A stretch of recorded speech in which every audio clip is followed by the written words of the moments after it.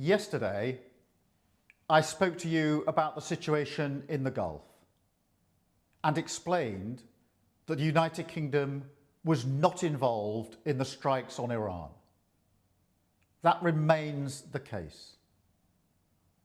Over the last 2 days, Iran has launched sustained attacks across the region at countries who did not attack them. They've hit airports and hotels where British citizens are staying. This is clearly a dangerous situation. We have at least 200,000 British citizens in the region, residents, families on holiday, and those in transit.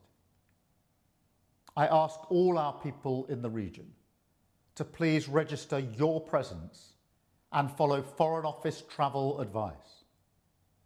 I know this is a deeply worrying time, and we will continue to do all we can to support you. Our armed forces, who are located across the region, are also being put at risk by Iran's actions. Yesterday, Iran hit a military base in Bahrain, narrowly missing British personnel. The death of the supreme leader will not stop Iran from launching these strikes. Their approach is becoming even more reckless and more dangerous to civilians.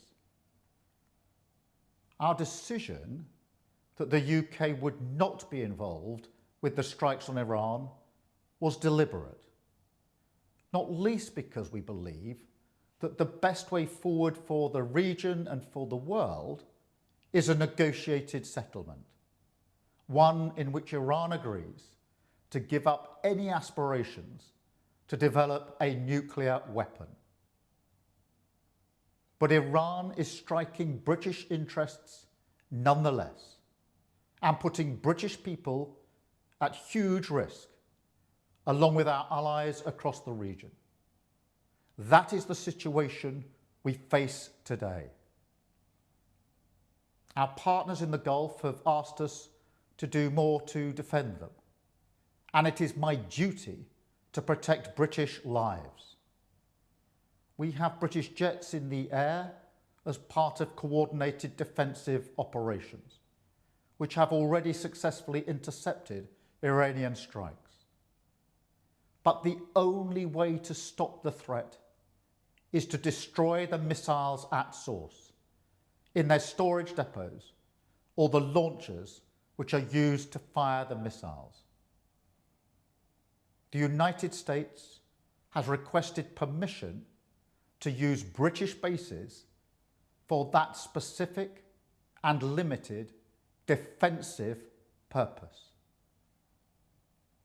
We have taken the decision to accept this request to prevent Iran firing missiles across the region, killing innocent civilians, putting British lives at risk, and hitting countries that have not been involved.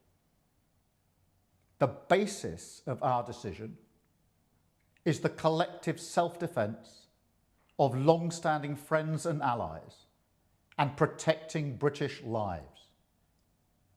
That is in accordance with international law, and we are publishing a summary of our legal advice. We are not joining these strikes, but we will continue with our defensive actions in the region. And we will also bring experts from Ukraine together with our own experts to help Gulf partners shoot down Iranian drones attacking them. I want to be very clear. We all remember the mistakes of Iraq, and we have learned those lessons.